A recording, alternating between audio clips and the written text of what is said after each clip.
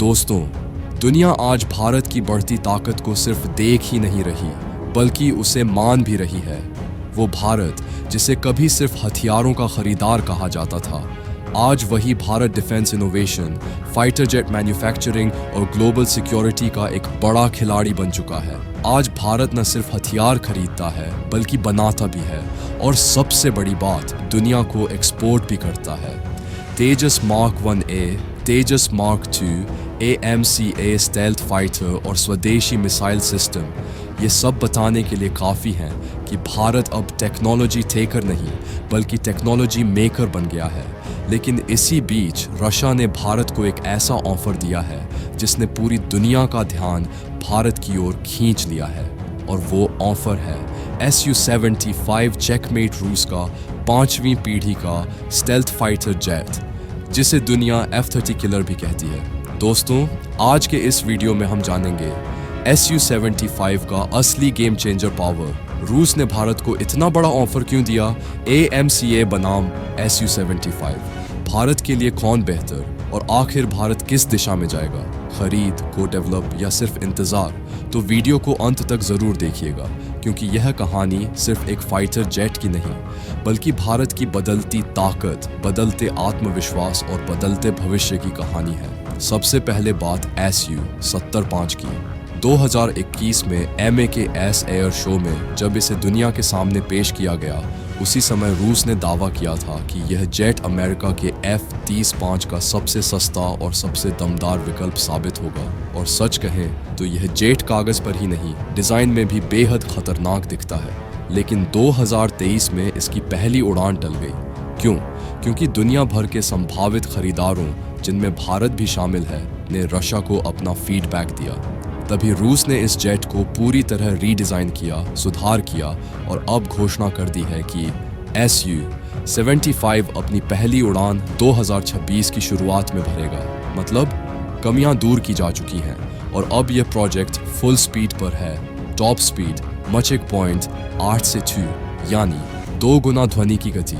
Range 3000 kilometre super cruise क्षमता, बिना afterburner के भी सुपरसोनिक उड़ान, 7400 किलोग्राम का पेलोड, यानी हथियारों का पहाड़, 5 इंटरनल वेपन बे, स्टेल्थ मोड में भी हथियारों की भरमार, Su-57 वाला open architecture, AI assist, custom sensor, नए हथियारों की तेज इंटीग्रेशन, और सबसे महत्वपूर्ण, रूस दावा करता है कि इसका मेंटेनेंस खर्च F-35 से 6 से 7 गुना कम होगा। अगर यह दावा सच निकला तो यह जेट दुनिया के सबसे किफ़ायती स्टेल्थ फाइटर्स में से एक बन सकता है। दोस्तों, यह कोई साधारण ऑफर नहीं है। रूस ने भारत को कहा है कि अगर भारत चाहे तो पूरी technology transfer, TOT, engine customization और एक्सक्लूसिव एक्सपोर्ट राइट्स, सब कुछ दिया जा सकता है। सुनने में क्या लगता है? ब्रह्मोस मॉडल 2.0, जहां भारत सिर्फ खरीदार नहीं, बल्कि को डेवलपर बन गया था। रूस का यह ऑफर बता रहा है कि दुनिया भारतीय तकनीक, भारतीय इंडस्ट्री और भारतीय बाजार की ताकत को स्वीकार कर चुकी है। इसके पीछे 3 बड़ी वजहें हैं।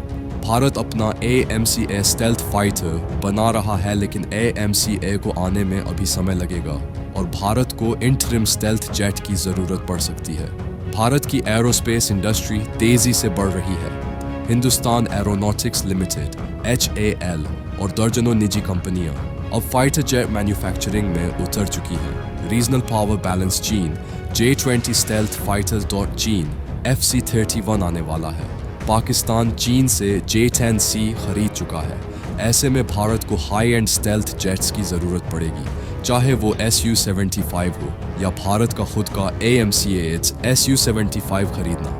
अगर IAF को 5th जीन जेट की तुरंत ज़रूरत हो, तो यह AMCA आने तक एक बढ़िया इंटरिम स्टेल्थ फाइटर बन सकता है। Su-75 को डेवलप करना तो रूस पहले ही 2T+ एक्सपोर्ट राइट्स देने को तैयार है। भारत चाहे तो इसे मेक इन इंडिया के तहत बना सकता है, जिससे टेक्नोलॉजी भारत में ही आएगी। इंतज़ार करना और AMCA पर फोकस रखना। भारत की सबसे बड़ी प्राथमिकता AMCA है। ऐसे में Su-75 सिर्फ बैकअप ऑप्शन बन सकता है, या तकनीकी अनुभव बढ़ाने का एक तरीका। अभी तक भारत ने कोई आधिकारिक प्रतिक्रिया नहीं दी है, लेकिन इतना साफ है कि दुनिया का नजरिया बदल चुका है। भारत अब सिर्फ हथियारों का बाजार नहीं बल्कि वैश्विक डिफेंस डेवलपर बन चुका है। Su-75 का ऑफर सिर्फ एक जेट नहीं, एक संकेत है कि दुनिया भारत को अब एक टॉप टियर एरोस्पेस पार्टनर मानती है। अगर भारत Su-75 लेता है, हमें stealth, high and strike, super cruise क्षमता मिलेगी। AMCA बनने तक गैप भर जाएगा। भारत की एयरफोर्स एशिया की सबसे ताकतवर बन जाएगी। अगर भारत सिर्फ AMCA पर फोकस करता है, फिर भी Su-75 का ऑफर बताता है कि भारत को दुनिया डिफेंस लीडर के रूप में देखती है। दोनों हालात में इंडिया विंस। दोस्तों, अब सबसे बड़ा सवाल आपसे, क्या भारत को जल्द से जल्द Su-75 लेना चाहिए या फिर हमें पूरा फोकस AMCA पर करना चाहिए?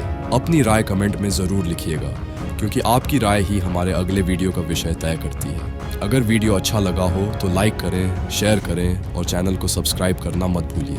जय हिंद।